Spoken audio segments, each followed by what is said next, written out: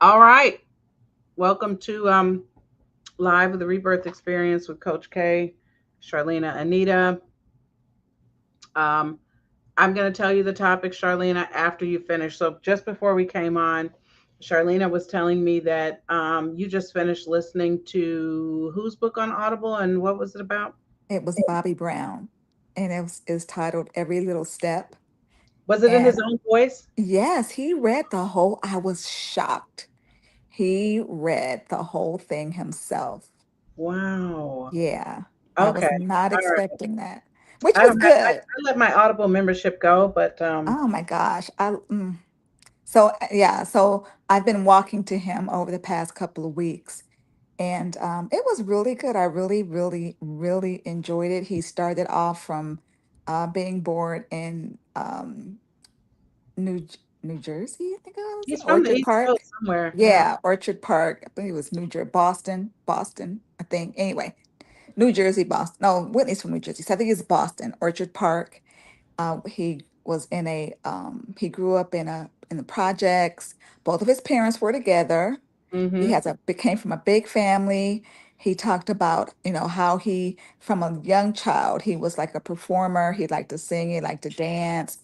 And he talked about how New Edition was formed. I mean, he went into everything. And he went from Mm. there to um, at 14 years old, like he's making all this money.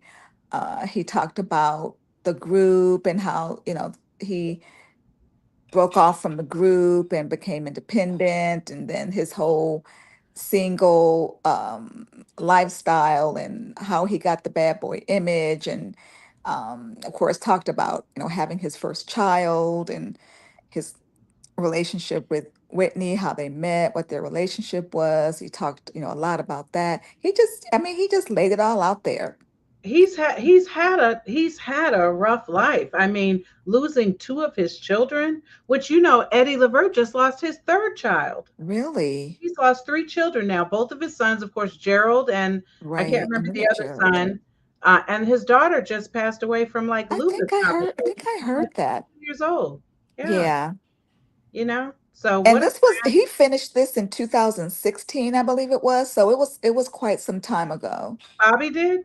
Yeah. Oh, so he finished the book, but he's just now releasing it, or it's been there out No, there all I this think time. it's been out all this Oh, time, okay, but I'm not, okay. or as long as Audible has been here. So So, then no, that was after Bobby Christina passed away, yes. but maybe before Yes. his son passed away, because I Yeah, think because his I son. didn't know I didn't know he had another child that he lost. But yeah, it was before then because he didn't mention it. Did I tell you I saw him in the hospital in Emory when she was there in the coma? Really? I was Okay. at, I walked. I We don't talked remember why about I was that. there, but I walked in the lobby and he was getting on the elevator, and he was like this, and he just had his head down. So I'm like, who's gonna approach? But it was definitely Bobby Brown. I mean, in Yeah. Atlanta, I it's been a long time, but I've seen Joe Torre before. A lot. There's a lot of celebrities here, so it's Hmm. not uncommon if you're out a lot. Um, but I love Bobby's story, and I'll tell you, Bobby got a lot of respect from me because when Whitney first passed, he said nothing. He never came out and tried to defend himself against all the rumors. He knew he Hmm. didn't get her hooked on drugs, but he never defended himself. He Hmm. just let it ride. Like there's a lesson there because what happens is when you spend all this time you being your own defender, the people who already think what they think are going to think what they think, and they're going to keep thinking whatever they think. Exactly. Time Exactly. though can tell a lot more on its Hmm. own, but the time part, it's so hard to sit in the waiting. It's just so hard to sit and wait for things to work themselves out. But we see it happen all the time with people who are in a public position where time goes on. People, for the most part, will let things go, and you can rebuild. Hmm.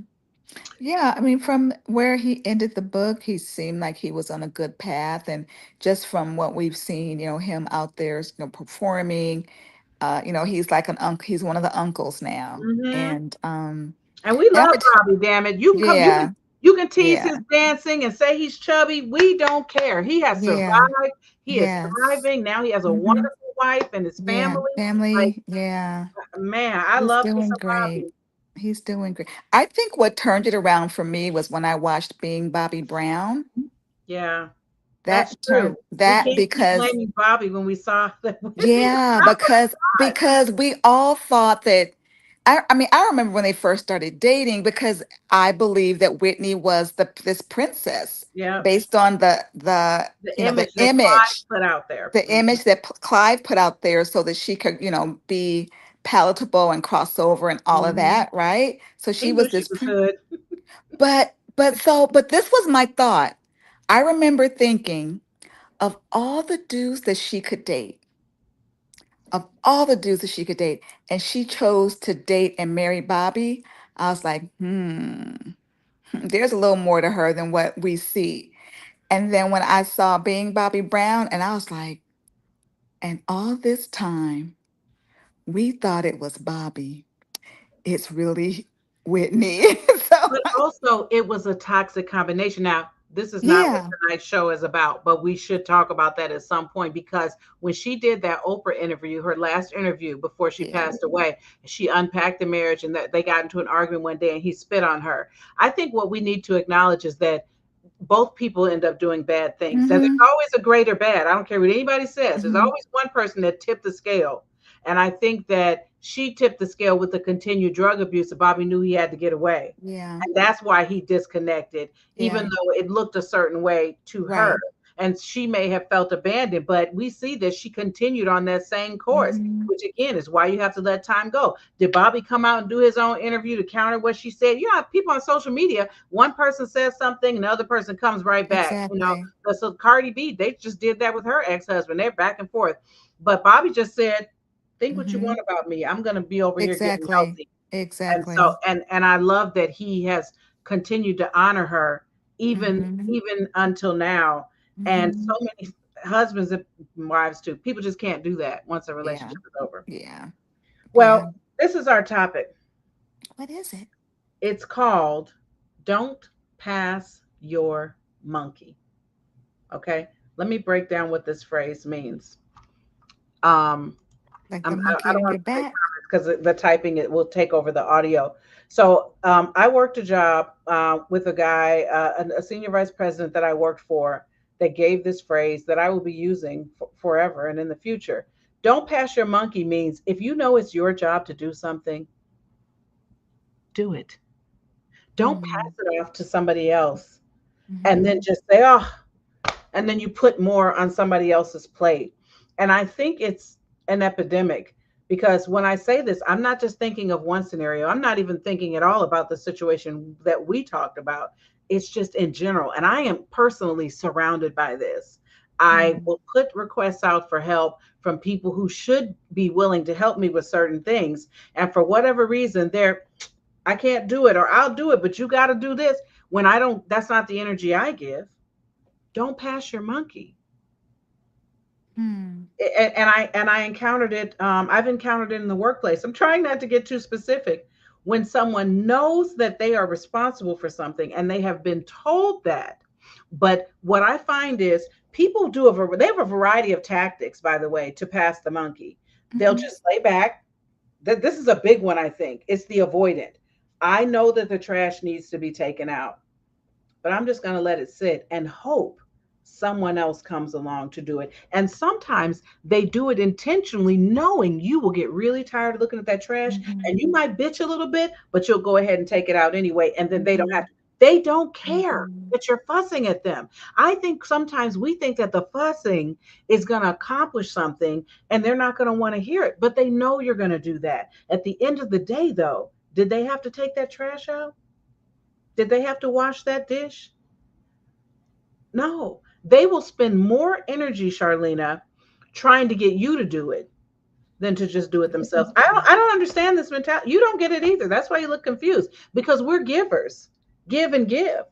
We have a give and give friendship, as are all of my friendships. But there's Hmm. always going to be friction when one person is taking a little bit more and okay watching you suffer.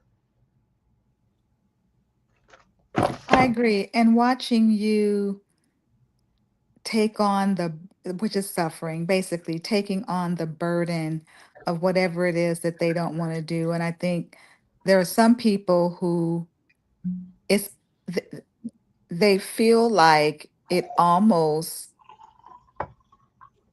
makes them a little more superior if it's like well, no, I'm not going to do that, you do it. That's for you to do. Like Oh, that's minor, that's petty, I don't need. That's you do that, you handle that. That's I'm beyond that. I'll take care of this. Over here I just want to deal with this only, but that little thing or those little things, you do those. I wish that I could get like one taker who's like not a taker anymore that will just crack the code. Because for me, if someone says that they care about me, but they are okay watching me drown, I don't feel like you care. It's not a concept that I can connect to. And this is how I felt today in a situation And with my family, but it's repetitive throughout my but life. but but Everywhere except my friend but circle. if so let's so I'm looking at this big ass bird trying to sit in a tree on a branch. Anyway, you know how we have some really huge birds out here in February When in you do that with your Florida. glasses, by the way, it looks like the grandmas that we grew up with when you do this. You know what? When I do like that, that Yeah, is quite all right. I I, wear it all with pride, I honey. got to tell you something funny about Zayla when you're done. See how that looks? Listen, Yeah. when I told Zayla picked up my glasses and she was like, "Oh my gosh!" and she goes, "Have you been to the doctor?"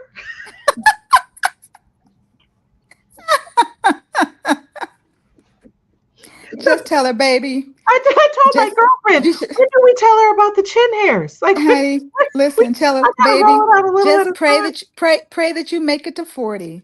You'll see. You'll know. I got a fan going. I got these glasses. I got chin hair. Like we're shaving. I, I, Mhm. I said, I told her, girl, this is the 50 package. This is what the 50 package comes with Well, glasses. no, the glasses start in the 40s.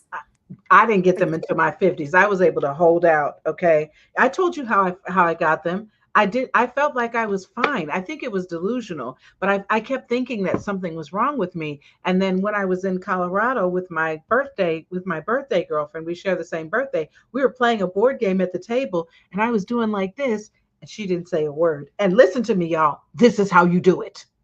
This is how you do it. She didn't say a word. She just picked her readers up and did like this really slowly across the table and handed me her glasses Mm. and I put them on and it was like, oh, I could see Oh my nothing. God.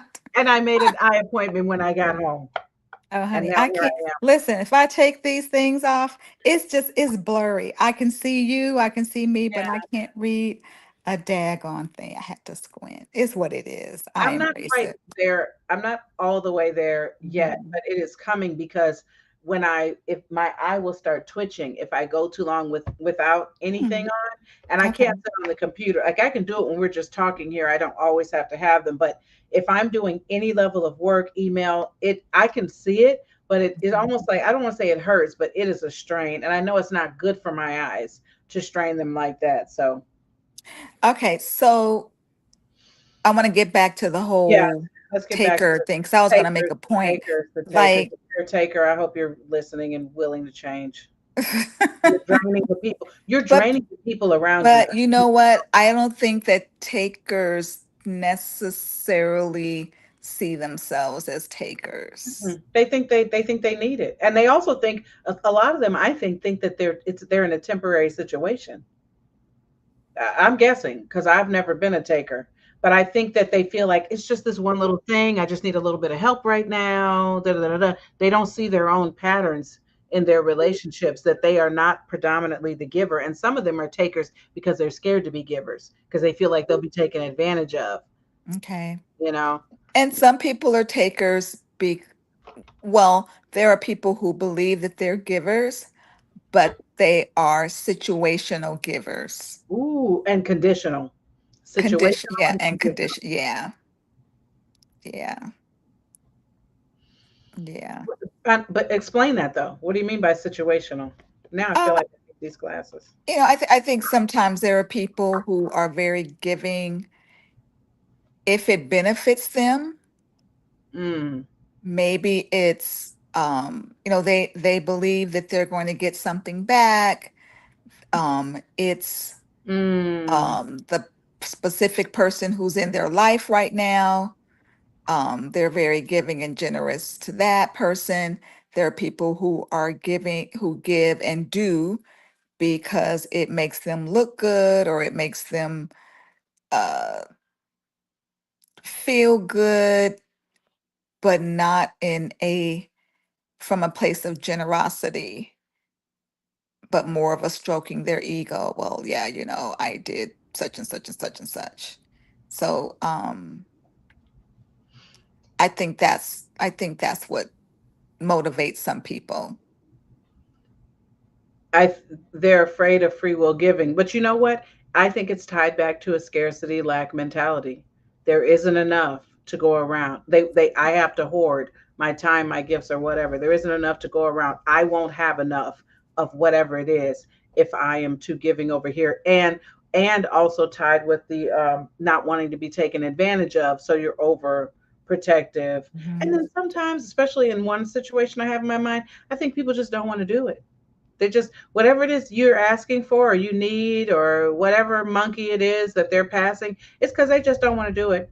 And I don't care about the load that it puts onto your plate in that moment. They just don't want to do it. They just don't want to do it. Well, I'm glad to know that you are getting to a point where those people are being removed from your circle. That and it's been, over time, but you are removing that from your inner circle so that you can truly be appreciated, you can truly be supported, you can truly um, have people that are in your corner and are there for you, people who are willing to take the load off. But is it tit for tat though to withdraw yourself because someone can't show up for you the way that you need them? What if it's a relationship that you can't sever, you know? Is it tit for tat? Because that's my battle is it's not healthy for you to keep giving if there's no giving. Right, right, right. I think But I think that you have to determine what your boundaries are. yeah. Because and you give to the degree that you will feel comfortable if nothing is reciprocated. Okay. And that I did that. I used to do that in my marriage. I had gotten to a point where I was over giving and I was resentful about it. And so I made a decision that whatever the individual thing was, if I can't do this with a cheerful spirit or whatever, I'm not going to do Mhm. it. Mhm. And to make it genuine, because if you don't pivot with that, you will build more and more resentment. You'll lash out at the people around you constantly, when really you just need to kind of fall back a little bit. Because the other thing is, Charlena, a lot of times we're overdoing for people and they don't even care about the stuff that we're doing. Like that's not what they really want anyway. And maybe you So, can't. I just had a thought. Do you think that there are people,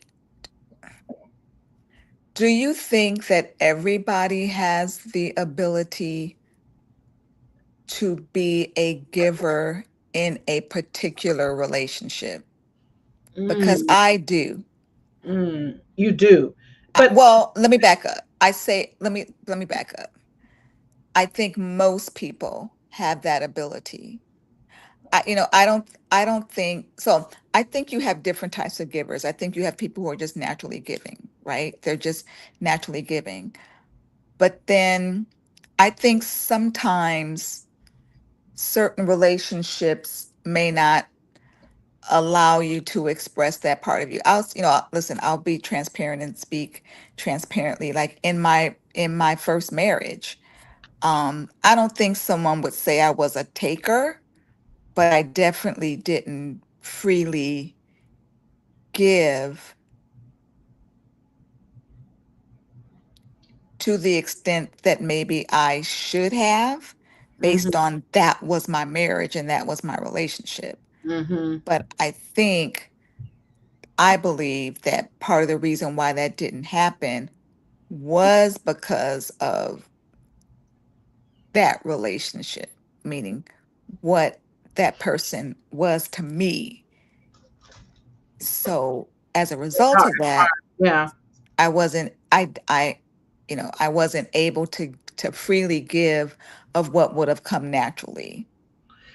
See, and I think that the thing is, as much as possible, it should be organic. Like we're not forced to be friends with each other. Exactly. But when it comes to certain family relationships or work relationships, we don't have as much free will. And I feel Hmm. like that's why those areas can potentially be the most stressful for a lot of people. But I also feel like people show up as who they are. A giver walks in, sees you struggling, and says, "Let me help you with that." Hmm. A taker or somebody who has no problem passing the monkey all day long, because they're doing this everywhere. They're doing this everywhere. They will see you struggling and tell you that you shouldn't have bought so much, you know, Hmm. Hmm. or that you're doing too much instead of Hmm. helping you fulfill the objectives that you have, or helping you figure out maybe how to manage it better and differently. But instead, they will just say, "You're doing too much. You don't need to be doing all that. You're always doing a lot," all because they don't really want to help with what you're doing. And what's crazy to me, this is the craziest, weirdest part. These people often don't really have much. They're not doing anything. They're not busy. Not busy.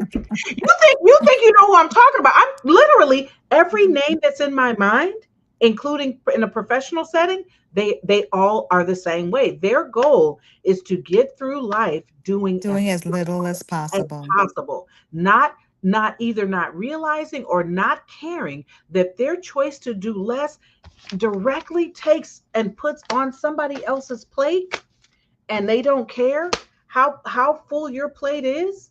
All your only option is to figure out, how can I save myself here? How can I save myself? Because Mhm. I've noticed that the people who are givers, they don't, sometimes they'll even do the wrong thing because they're so busy trying to do something to support. They can't sit there and watch you drown. Mhm. Even if it's just, I'm going to help you today, and then tomorrow we'll talk about maybe you have too much on your plate, right? Even that's okay. But help me in this moment. Charlena, I'll never forget you. I've said this a million times at my wedding. At my wedding, y'all, I kept saying, no one is taking pictures. Where is the photographer?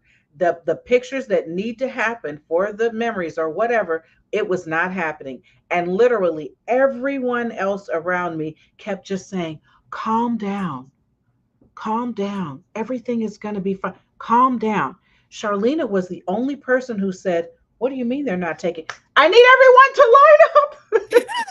I need everybody get in the line. Are you in the family? Okay, you need to go over. Hey, get over there." She solved the problem. And my thing is, if I listen to these other people, I don't even know what they were thinking. If I listened to them saying, just calm down, nothing would have happened. And we can, is it that some Mm, people just okay. are problem solvers? I'm not saying these are bad people. Maybe it's a matter of understanding who people are and then categorizing them and having your expectations like in alignment with that. That's okay. Obviously, that's true. But when it comes to work in your family, you don't have that option. You have it in your social life with people that you choose to have a relationship with, but you don't have a choice when it comes to work and when it comes to your family. I disagree in part. You don't have a choice in the sense that you can't cancel them. You can't cut them off, and it would be very heartless to do so. But you just mentioned boundaries. You can still manage yourself within Mhm. that. And for me, Mhm. let me whisper this, I'm going to be much more judicious about what I choose to do for anyone in my life that I feel like takes more than they give, than they Mhm. give. And I should not have to break down how to give to me. I just speaking of the wedding we're planning, I just finished telling my bestie, I'm tired of being told that I'm too picky or persnickety, and that's why I don't get certain things because I'm so hard to please. I bought into that narrative for decades, especially in the marriage, being told I'm too much, I want too much, and dot, dot, dot, dot, dot.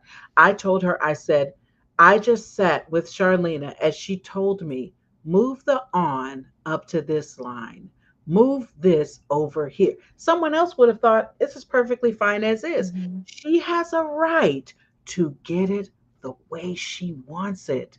We all So you do. know what? So and we have a right to that without being a bitch. And I'll give you a case in point. When I go out to eat, I'm teased because I'll look at the entire menu and they'll have like there's the chicken dish and it comes with these sides. There's the fish dish, here's the beef dish, right? And I'll look and I see all these sides and I'm going to order the chicken, but I want the side from. Now, there's some places where you can't, you can't do that. But certain places I know if I want no, I don't want the what comes with the chicken. I want what's this. And so I'll ask, is it possible that I can get that da da da da da? Some people would be like, "Oh, every time we go out to eat, oh, Right, he always got it da da da." right, Why not? Why right. not? Why not ask and get, and if I can't get it, then I can't get it. And someone could say, "Oh, you're just being too picky." No, Hmm, hmm. no. Just No. ask for things the way that you want. Don't be a bitch about it, Uh-huh. but just Uh-huh. ask, But in you know in a what? pleasant way.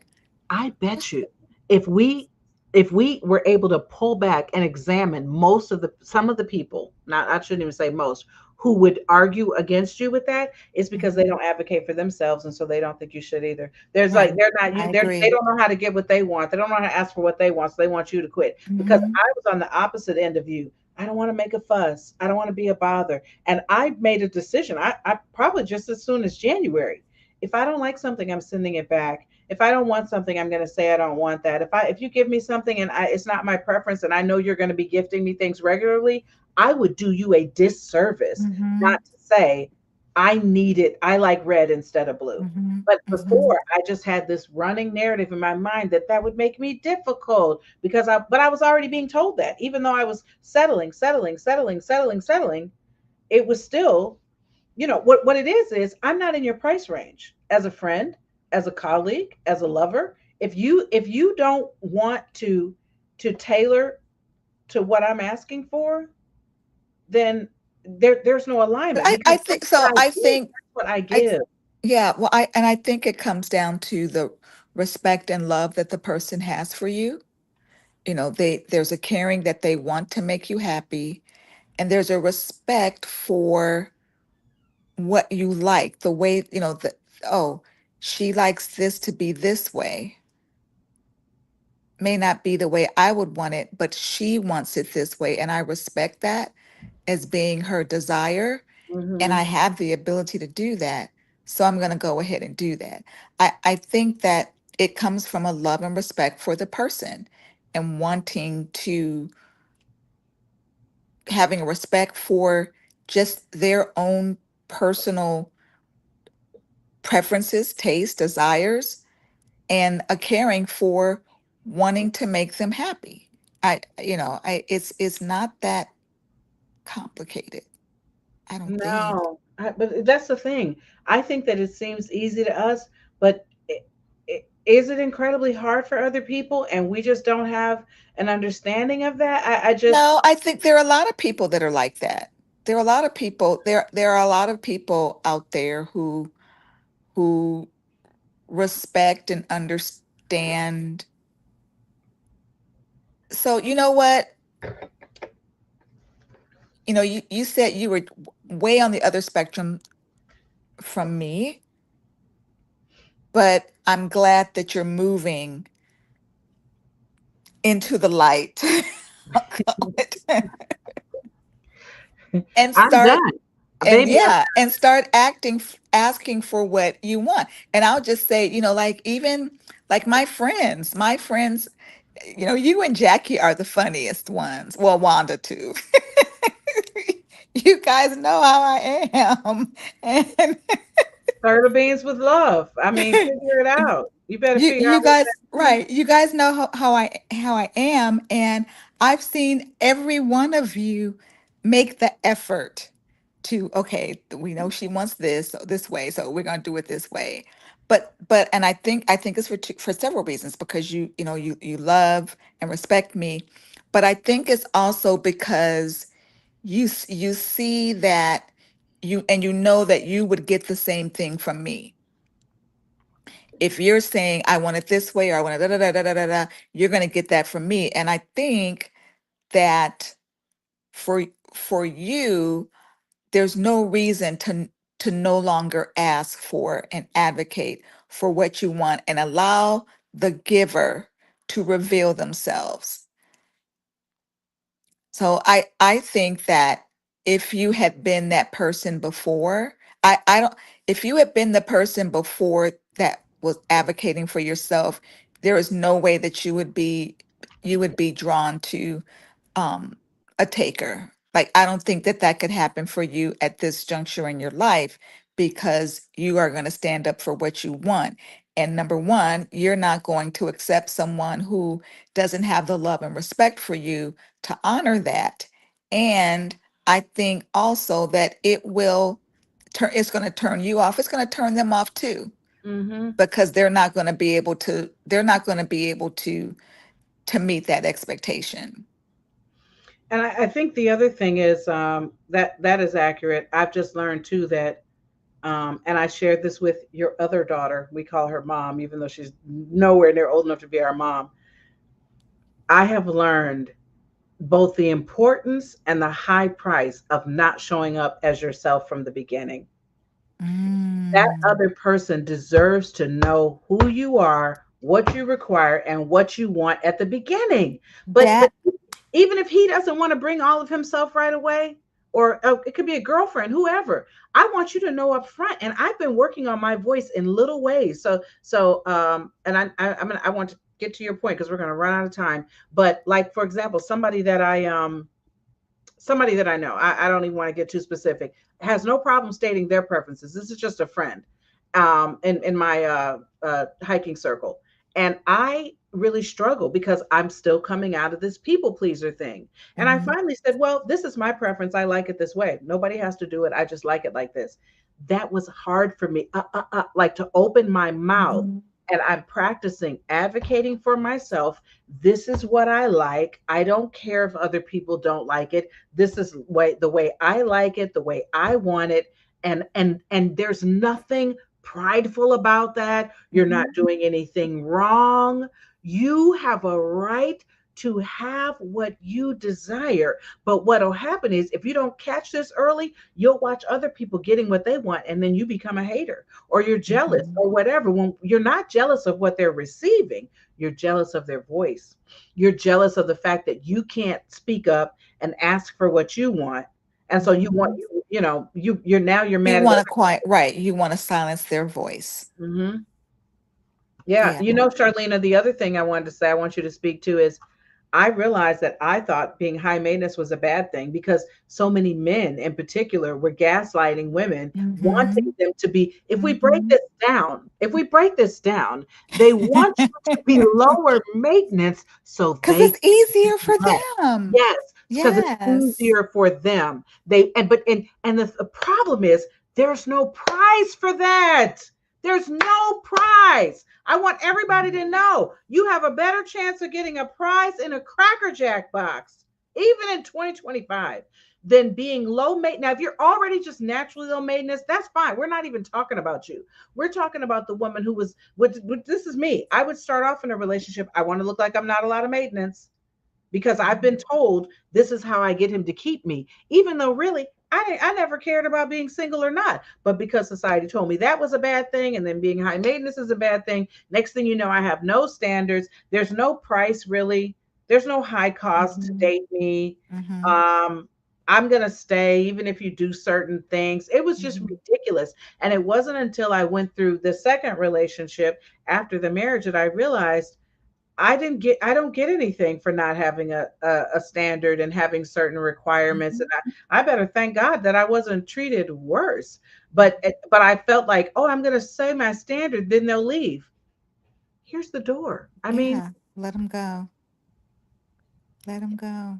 I just don't care at all anymore. If I'm not somebody's cup of tea, if they think that what I'm asking for, looking for, requiring from a friend, a lover, somebody at work, that's your choice. We all get to choose. We all get to choose. And I'm going to let you choose. And then I'm going to choose. And there's no harm, no foul. Mhm. Release Mhm. them with peace, joy, and loving kindness. And Mhm. I'm so settled in that now. I don't have an emotional reaction in my body anymore. Even if I'm it's a family glad. member, I'm not mad at them. Mhm. I may be disappointed. That's what I told somebody in my family today. I'm disappointed, but I'm not surprised. I said, in Mhm. the words of my father, I'm disappointed, but I am not surprised. Mhm. Mhm. Yeah, that's Um, beautiful. Closing thoughts, Charlena. We did this episode really fast, y'all, and Yeah. we're working on new content. We've got some great topics. I keep saying this, but I'm going to use Chat GPT and get very organized around this. But what would you say? Let me put it this way, because you are such a beacon of this. Like in the 20 years I've known you, I never would have said, I wonder if Charlena has like a self-worth, self-esteem issue. And now Mhm. I model you, not just because you have a wonderful marriage and you met your dream guy and all of that, but because you stand tall in who you are. And Thank it's you. almost like you're oblivious to the noise. It's almost like you don't even hear it. Whereas I'm like, there's noise. I need to fix this or change this or tweak this so I can be loved. What do you have to say to the woman who is committed? She's low maintenance and she thinks that's going to get her somewhere. Maybe she's struggling with low self-worth. She just can't find a way to advocate for herself. So the interesting thing I think is we don't realize, and I'll talk about sort of in relationships. The It's interesting because there's certain things that we think would repel a man, but they actually are attractive to him. Things such as um, self-esteem, Mm. feel being confident, true confidence in who you are as a person, standing on principles, letting him know what your position are. Case in point, when I was dating my husband, he just threw out, and he explained, he goes, I wasn't asking you, I just wanted to know what your thought was. But I just I just I went from 0 to 100, like. But he asked me, he said, so tell me, what do you think about living together? What would you think about living together? And I mean, so the guy, my husband, I guess he is what would be considered a high value man based on that definition. But I told him, I said, I'm not a woman that a man lives with. I'm a woman that a man makes his wife. And some guys would have been turned off by that, but that was my standard. And because I was firm on that, I was willing to lose him if he was not willing to meet my standard. And he found that to be very attractive. So, I think our confidence, self-assuredness, having values, having standards, knowing who you are, um, being comfortable in yourself and by yourself, those are the things that we would think, oh, I'm being too much. Oh, I can't tell him that. I'm going to scare him away. He's going to think I'm trying to make him marry me. No, that was Mhm. my standard. And that's what I put out there. And he either had a choice. Either, you're on board with that or you're not. And we'll just have to go our separate ways because there's somebody who will be, and that's the thing. I think you can't The be lack afraid. mentality. There's Yeah, not you enough. can't be afraid to lose the person because you're either you're gonna lose something, right? You'll either lose yourself because you didn't stand up for what you truly believe in, Hmm. right? Or you stand up for what you believe in and you run the risk, you might lose the guy or you may not. But at the end of the day, you want to feel good about yourself. And I But think Charlene, sometimes, listen, let me say this, sorry. If you lose the guy because yeah. you set a standard that he didn't want to do, but what look at the other side. You kept this man or this person, it could be a friend who just every relationship should have a standard. That's also in the comments. Hmm. You kept them and you are denying yourself every day that you're Hmm. there. You have made a decision that being with this person or having this friendship or whatever the situation is, It's it right. is more More important than important. what Right. I Exactly. actually want. It's Right. crazy. Right. It That's can't. the abandoning of self. That's the shrinking. It's all that. Hmm. You cannot be afraid, because all of that, you said, the shrinking of yourself, all of that comes from fear. It's all fear. Yeah. It's all fear. Yeah. I don't want to lose him. And that's why I don't want to fall in love with anybody until I Or know that it we're may not aligned. just be a relationship with a man. It could be That's this what I'm group saying. of females, or this whatever, right? Every relationship in your life should have both a boundary and a standard. Standard, And exactly. there's nothing unloving about that. You deserve Hmm. it. It provides clarity for the other person to determine how they want to engage with you. Hmm. Let them choose based on the truth of who you are. Hmm. So Hmm. wow. Okay. Listen, we're gonna go because you gotta Hmm. go and I gotta go. We haven't done this in so long, and I'm just gonna this is a how to love Okay. yourself card. I feel like we Oh, need this today. I feel like we need this. I'm going right here with this. Okay. I trust and know that all is well in my world. I trust and know that all is well in my world. Divine right action is guiding me every moment of the day. I know that whatever the outcome is, it is perfect for me and mhm, everyone concerned. All you can do is your best. I tell myself that mhm. all the time. Whatever the outcome is, it is perfect for me and everyone concerned. One breath, one breath, one breath. We're going to go. One breath, one breath. Sit up, make sure your spine is erect. You're sitting like on that sit bone. And let's just do a box breath. 4, 4, 4. And I'm not going to count. I'm going to breathe with you. And let's inhale through the nose and exhale through the mouth. Inhale. Hold for 4. Relax your shoulders, your belly. And exhale.